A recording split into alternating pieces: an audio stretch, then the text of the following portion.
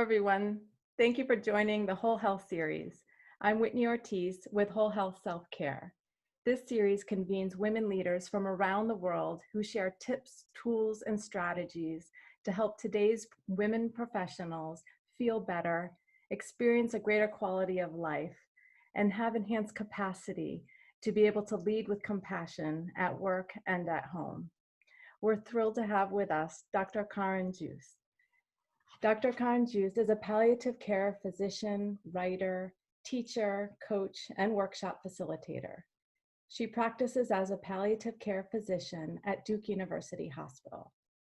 She's an advocate for the medical humanities, bioethics, and racial and gender equity. Growing up in South Africa during Apartheid, she was inspired by the resilience of the human spirit and the creativity of the mind to reimagine our story and transform our lives.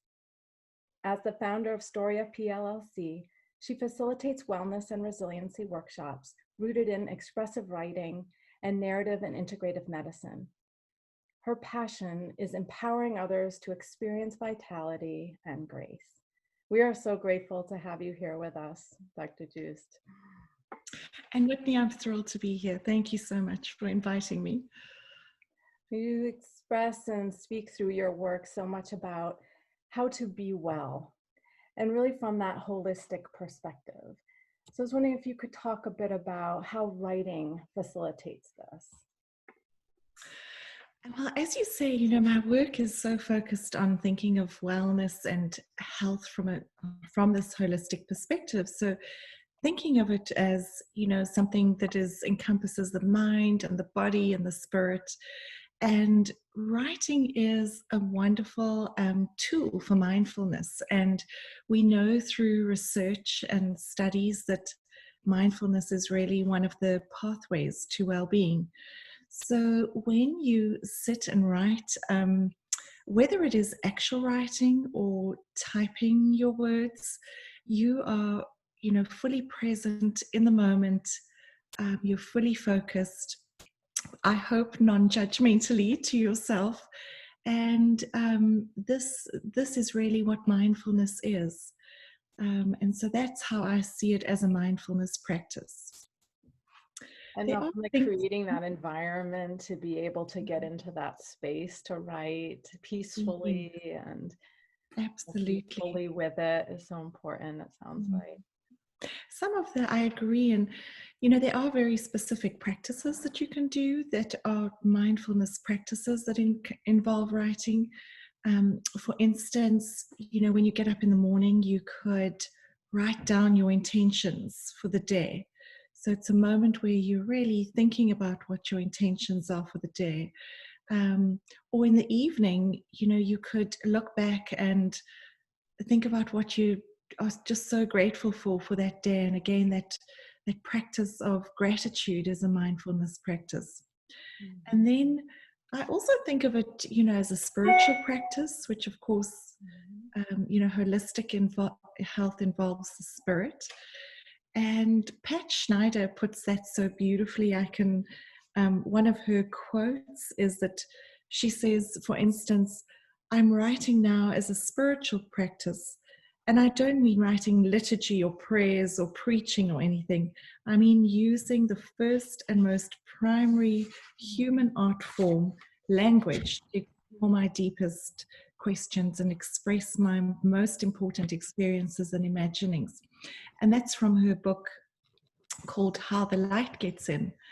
And I think it is, as you say, if you spend some time sitting quietly, just sitting in meditation, and really sort of listening to that, whether it's that inner voice or, a greater sense, a greater power that you commune with, listening for what those answers are to your deepest questions, to that inner intuitive voice, and writing that down. And so that's a way that it's also a mindfulness and a spiritual practice. It sounds like it's so healing for many, and those who are looking for a practice that they can incorporate into their everyday. And when I'm reflecting on all that you're saying, and I think of how writing can be that useful tool for healing, to process, to be really with and go beyond our difficult experiences. Can you talk about that a little bit more? Mhm. Yes, that is also a lot of our work has been around, has encompassed that. Um, and the way that writing is a wonderful tool to, yes, process very difficult experiences and make sense of them, really. One of the ways, Jamie Pennebaker, who's a psychologist who's done lots of research, he's really dedicated his life to research around how expressive writing is used as a tool for healing. And what he did was in one of his research studies, had students write for 4 days in a row for 20 minutes per day. And on the first day, they just wrote about a very difficult event, just expressing it. And they did the same thing on the second day, with no thought for any audience. They just wrote down their feelings about it. On the third day, he prompted them to really try and connect this with their present and with insights that they'd gained through this experience. And on the fourth day, he asked them to put it together as a story of how this event, which occurred to them, the meaning that it has in their life today, and perhaps the purpose. And it was remarkable, the results that he had from that when he tracked their well-being after that. And so all of the writing for wellness is based around that, and for healing. But sometimes just getting out the feelings we have about things and writing our story enables us, I think, to find language for very difficult experiences, to make sense of those experiences, and also to, I'm not saying that something needs to occur for meaning or insight, but what happens to us, I think writing enables us to look at it and say, what is the meaning I take out of this? What are the insights I have in this? And that practice is so healing. Mm.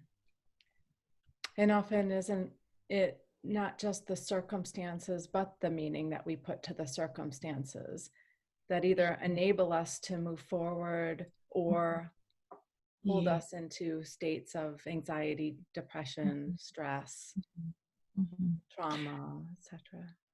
Absolutely. And Louise de Salvo speaks about that in her beautiful book called Writing as a Way of Healing, how stories transform our lives. And she really mentions what you've just said, that often the healing that takes place is the change in our perspective, is taking something that's happened and seeing it differently or viewing it from another angle. And that's where the healing lies. And again, writing is a wonderful tool to help us change that perspective and see something differently. And she really advocates, her book has got some wonderful, tips on how to write for healing. She advocates really writing about an event, with rich details, linking, the event to feelings, thinking of past and present, and how it's related to the present, and really sort of trying to lift out the insights and meaning that we experience through the event.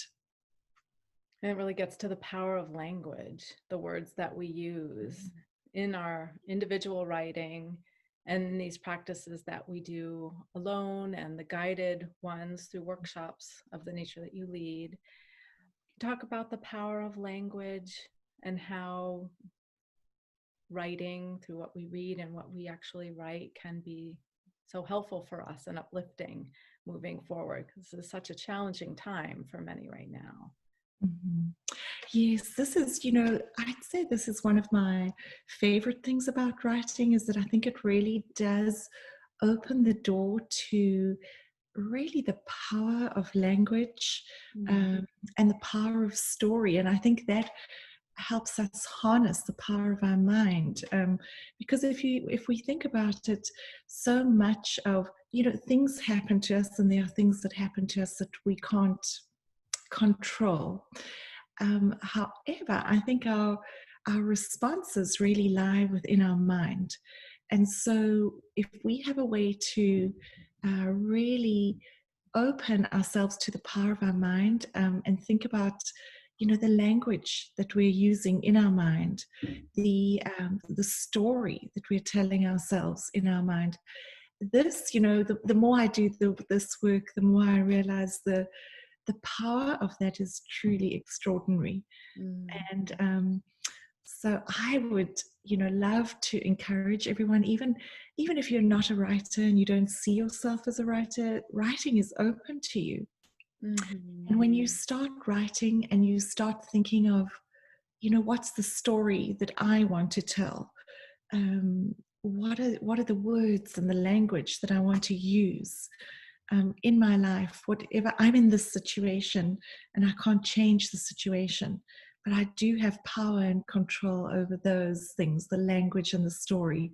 And that is truly remarkable, how I think that enables our lives to unfold in a different way. And being so intentional with it in all your communications. And that gets down to the journal entries you write, or the handwritten letters you take an extra moment to do and send to somebody, or the emails to colleagues or family members. It is all intertwined in our mental state, how we present ourselves to ourselves, as well as to the world through the language that we use. And as you're guiding us here, that power of intention and how we can really shift the nature of relationships, our deep interconnection to ourself, our daily circumstances, because of how we use language. Absolutely. And I really think, you've said a really important thing there. I think if we begin with ourselves, and shift our relationship with ourselves, and again, language is the tool with which to do that. We're thinking in language. So how do we think of ourselves, and what's the story that we have for ourselves? And that really does filter into our lives in very practical ways, like you say, just perhaps the way we would write that email. And that then changes responses, and changes how people relate to us and connect to us. So the power of it is really extraordinary. One wonderful sort of practice that I have around that I've used in workshops, is something. What you could do is sit down and write a vision for yourself, and write about yourself. Pick a day. So in the workshops, we often do it in 6 months' time, and you actually think of, well, this is February, 2021. Write down the date, and then write this in the present tense, and describe yourself. Begin with I am. Today it is this date. I am, etc. And really describe yourself on that day. I am happy. I feel powerful, whatever it may be. I'm sitting here and it's a beautiful day, and describe things in detail as you wish to be, but in the present tense. And it's also amazing, I've had experiences myself and with other people who have done that as a regular practice. And it's amazing to see how, I think, having that story so clear and that language so clear, I believe that we begin to make choices that are aligned with those values and with the goals that we have and that purpose. And those things begin to manifest in our lives, and we connect with people that facilitate that. So I think it's a wonderful tool to use. Yes, I believe many on this call also are in line with that, of the positive manifestation through really embodying fully experiencing that future self and using the power of the I am statement to do that. Some people, for example, put the I am affirmations around their house just to be able to see them and constantly have that reminder to set them into that state of positive manifestation. And their writing, the simple practice of writing one phrase and putting it for them to see regularly, or in a journal where they're constantly going back and reminding themselves of what they had set out for themselves, and to help make that happen through inspired actions.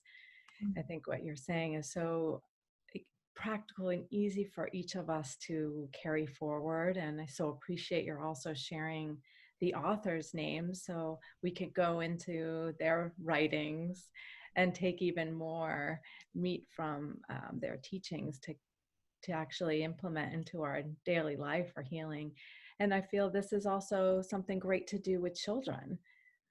And how have you had experiences, and if you can share for the parents and the grandparents out there, how this has been beneficial and can be beneficial to children during this time?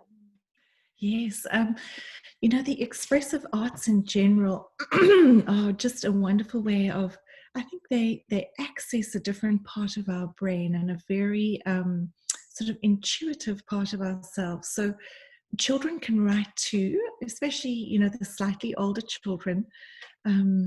We can have them write sentences like I wish for, or I am, or I feel. Would be really important.